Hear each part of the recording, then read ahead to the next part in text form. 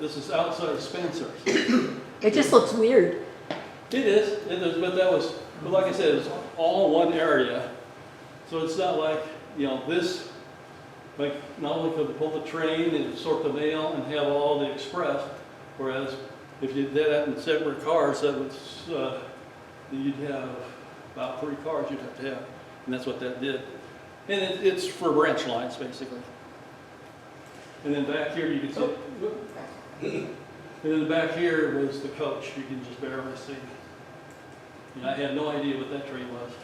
You got a question back there? Yeah, okay, I'm sorry. I'm just curious, I've seen pictures of the turntable here, and it didn't look like it was capable of handling anything of any great size. How did they turn that around? Okay, good question, because we got a slide showing that. If you can hold on for 5 minutes, just grit your teeth, whatever. And then we show it in action too. So, no, good question though. I appreciate that. Anyway, so that's the passenger side of it. Okay, and this would be one of the more common. This would be a freight locomotive that would come up here too. It's a little smaller than the other one we saw. This is the one that was in the engine house. Yeah, Over the summer. there's a picture of this later out there by the engine house and all that. Okay, here. There we go. See, okay, here's the engine house. Here's the locomotive that's on it. This is a turntable right here. You see the little fence there. This guy has already been in service and ready to go back down and pick up his train. Now the thing about it is these steam engines, I don't think it's this one particular, but there was one that would be stored through the winter in here, so that because the passengers were lower and all that. This one. Yeah, that one right there. And then and just little odds and ends there. There we go. That's the turntable. And here's the guy, and this right here is like 4x4, about 20 feet long, and then the turning axle underneath the car there. There's a little slot that would fit in, and what they do is engage it and just start walking around in a half circle, and all of a sudden this train, instead of pointing that way, would be pointing this way. And Mark Jensen, would you tell us why it's called the Armstrong turntable? Well, you can see that's what it's in. That's what's on. It says right there on the picture that it's an Armstrong, and he was just showing you how you turn that with your strong arms. Spinach. Okay, I think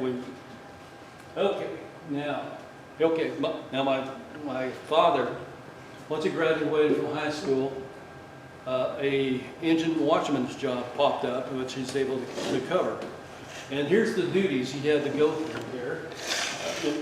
He had to, for passenger trains, unload the mail, baggage and express, move the train to the turntable, turn it around, move to the servicing area, open the ash pan doors, release the accumulated ashes, shake one or more sections of the grates to dump at least half the hot coals into firebox, shovel the layered coal into the bare grates through the hinged butterfly door, use the clinker hook to pull hot coals from the old fire into the fresh coal for a new clean fire, turn the blower to force steam up through the stack and provide the draft into the firebox, dump the remaining grates covered with the new coal, clean the ash pans, pull the locomotive forward to shovel the hot ashes from the rails.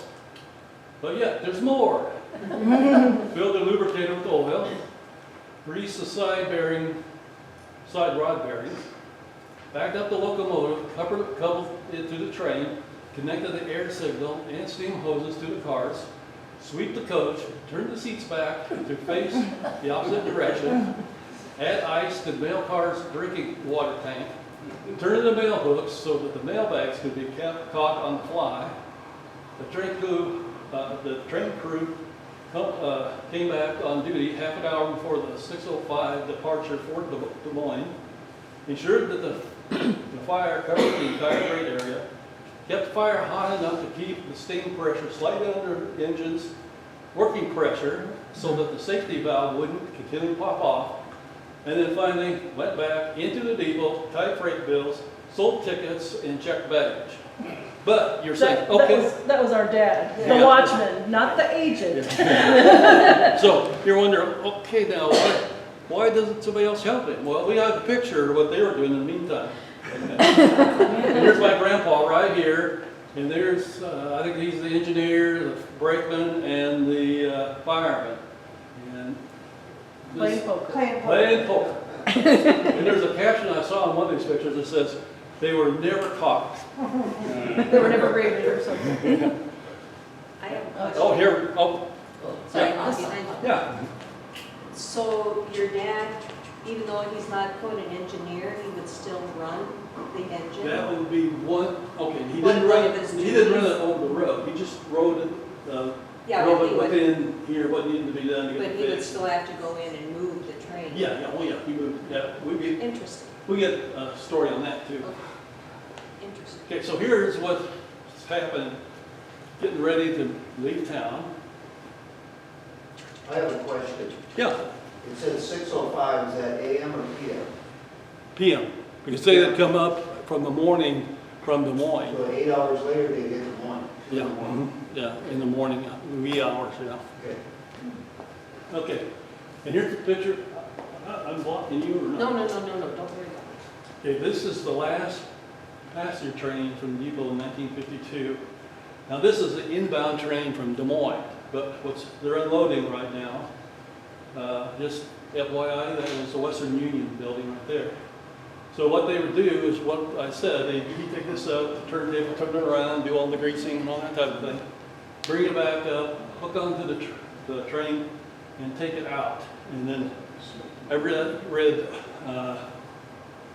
writings on that said that they put a wreath on this for them on the outbound because that was the On the last last one. passenger Yeah. train into Spirit Lake.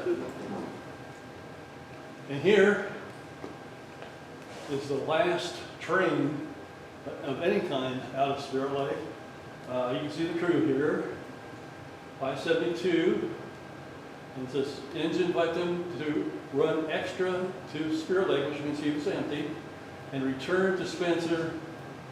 This rule is annulled at 10:01 p.m. And, okay, in car 118 is what they're gonna pick up. And there he goes, going across the bridge there. Last train. From what I understand, it didn't take them very long to pick up the ties and rails and just, that was it. Life at the depot. Okay. Here's our genealogy here. Brian, that's my grandpa. He's the one that lived here. So in Milwaukee for 40 years, 25 years of which was in the Spirit Lake Depot. And then Brian and his wife Sylvia, we had 4 kids, Donna, Robert, Noel, and Doris. Then me, and I have a brother Jim, Ron, and Sandy. Sandy's right there, right there. And so anyway, what's interesting is this is the railroad genealogy here because I also spent over 30 years in the transportation area with both rail and over the road. So we were transportation group here. Oh,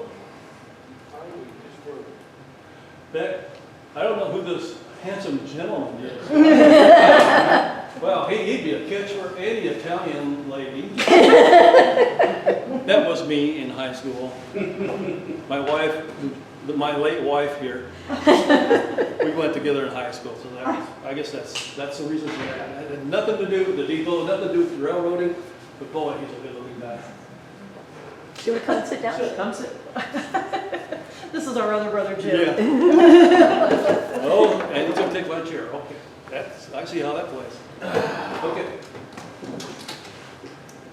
Who's that guy? No, this is where you tell your memories. You take your memories. Well, I don't have the sheet. What?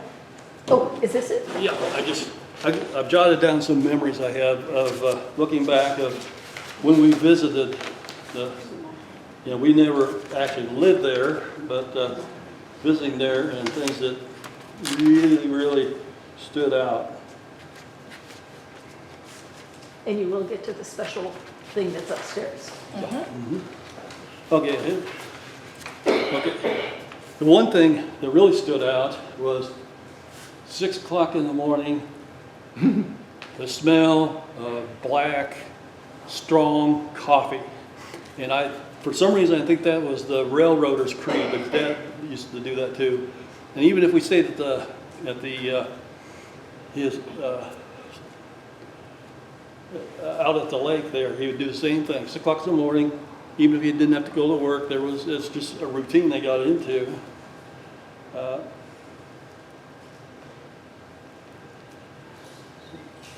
Pardon me while I get my glasses here. Y'all don't get old. Too late. Already there. It's a trap. I'm trying to figure out a way of working backwards.